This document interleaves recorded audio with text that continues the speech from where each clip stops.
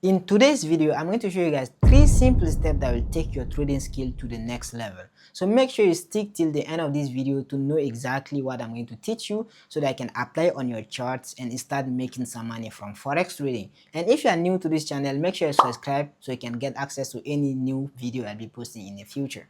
So let's get into the video. So the first step I'm going to talk about here is market structure. Market structure is really important when you want to trade, and let me explain why. So let's say when you get on your charts and you want to trade on your trading platform, MT4, MT5, or whatever platform you're using, there are only 2 buttons, okay? You have a buy button and you have a sell button.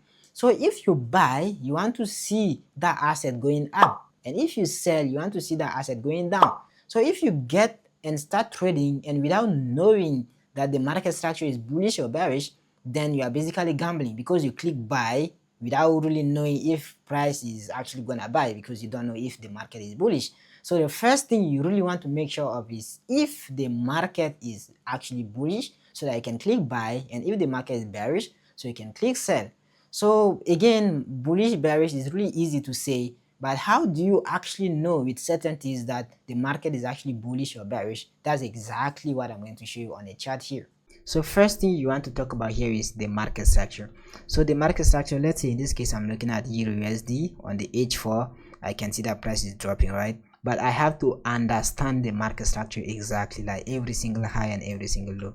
So in this case, what do you see? You have a high, you have a low, you have a high, you have a low, and then price been buying. So I will take the case, let's say we were, let's say on Monday. So I think on Monday price was somewhere here, so I know that price is buying, but this buy is just a pullback, because you have a sell, you have a buy, you have a sell, and then you have a buy as a pullback for a sell to the downside in the future. I hope that makes sense. So this is exactly what price did. Price end up selling. So if you knew that this was the market structure, then when price buying here, you just look for some liquidity inside of this, which I'm going to talk about it later. So you have, let's say, a high as a A, you have a low as a B. So you're just looking for price to give you a pullback inside of this thing and then give you a sell setup to the downside. So again, on the market structure, you already know that you are bearish. On H4 you are bearish. So what do? You are looking for sells. So you only click what? The sell button.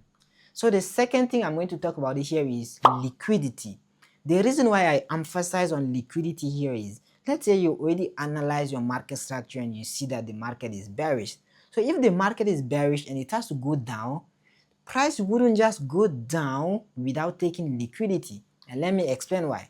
So let's say for something like Euro USD to go down, that means that the institutions are selling Euro USD, right? So if they sell Euro USD, then Euro USD goes down. But for Euro USD to go down, remember they have to sell. So let me now take a real life example. Let's say if I want to sell my phone, right? So let's say, all right, so let's say that I want to sell this S24 Ultra I have, okay? So if I want to sell this phone, I'll have to look for a buyer.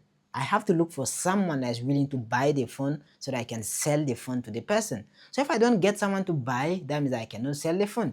So it's basically the same thing when you are talking about, let's say, the Forex market. So if the institution, they want to sell Euro USD and they want Euro USD to go down, that means that they will look for people who are looking to buy Euro USD so that they can be selling Euro USD. So it's the same thing. So that means that they will create scenarios into the market where people will be looking for buys, and then so that they can sell to the downside, right? So that's why liquidity is really important. So when you start trading, you know that they will talk about support, resistance, double top. Let's talk about double top in this case. So if you have double top, that means that price more likely to come, take that double top, so you'll make people think that it's a break and test for a buy, and then now price will go down. So you spot the liquidity first, which are those double tops, and then price take them out, and then now price goes down. So without liquidity, it's actually going to be really difficult for you to get the sell, even though you know the market structure is bearish. So now that you already know about the market structure, the next thing is the liquidity. So the liquidity, to make it simple again, you have a A, you have a B. So you just want to see price give you a pullback in there and then give you a sell setup to the downside. So all you have to do is you are looking for some liquidity zone inside of this thing, and liquidity can be a swing high, or can be double top, or can be a trend line, can be anything. So these are the three type of liquidity I gave you here. I think I'll make more videos on liquidity in the future, but let's assume that you already know about liquidity. So all you have to do is you have to look for a liquidity inside of your zone. So in this case, I have this high here, okay, as a liquidity. The reason why I have that high as liquidity is because this is Asia high. This is my Asia session, and most of the time Asia highs and lows are liquidity. So in this case, I have one liquidity here, and then I have another liquidity here, which are sort of equal highs. So all you want to see price doing is buy, take any of these two liquidities and give you a sell setup to the downside. Again, if I want to recap, first thing we look at the market structure. So what do you see on the market structure? You see this. So now the second thing is you just want to see price give you a pullback and then take some liquidity and give you a sell setup to the downside. So two things I said here, and I apply the two things together, and you can see that it makes things really easy for us.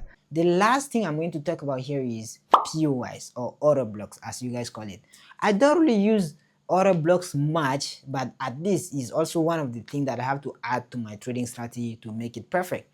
So when you already identify your market structure, let's say in this case you are bearish, and then you now identify your liquidity, price came and took your liquidity, and then the last thing you want to add now is the order block. So if price takes your liquidity, it will eventually maybe give you a confirmation entry, and then it will pull back to mitigate that confirmation entry and give you a sell setup. So that mitigation is definitely going to be like an order block that price will come tap and then give you a setup.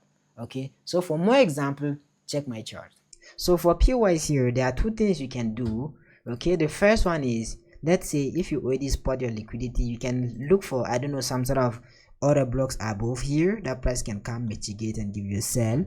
But in this case, we can clearly see that there's nothing such as POI up here that price can mitigate. Price never tap anything. So if price didn't tap anything, you can just wait for the confirmation entry from another block. So in this case, if I go to something like the 15 minute and then I zoom in, I can see that price came, it took the liquidity and then it gave a sell. So that sell that price gave me, now it left behind a POI. Okay, this is what another block. So what did price come, or what did price do? Price pull back, mitigated that order block, and then gave us a sell setup to the downside. So if you would be looking for sells, I'm not saying that you should have something like this and then a stop loss here that's too big for a stop loss. 15 pips stop loss, that's not what I do. My stop loss most of the time are like 5 pips or 2 pips or 3 pips. So you can still even look for more confirmation entry here, which may even make your stop loss even way smaller.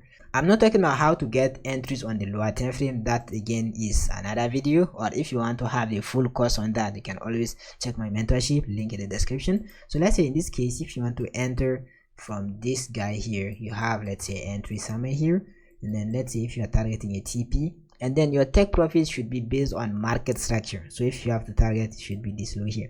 And even with this is 14R, it's not bad to have 14R, and price didn't hit full TP yet. I think it's about, even hit 14R, okay, but it didn't take the low yet. So I may see price this week do something like this and then take this low to the downside. Thanks for watching the video, and I really hope that this content will help you to level up your trading skill, and I really hope that it will help you to actually become profitable. And if you like this sort of content, make sure to subscribe to my YouTube channel. And one more thing, if you want to have a full course scalping mastery like my strategy, if you want to learn everything about my strategy, I have a full course on that. So make sure you check the link in the description of this video. You'll get access to the course, a community, and everything. You can also DM me on Instagram if you have any sort of question you want to ask me. And I think that would be pretty much it. Thank you.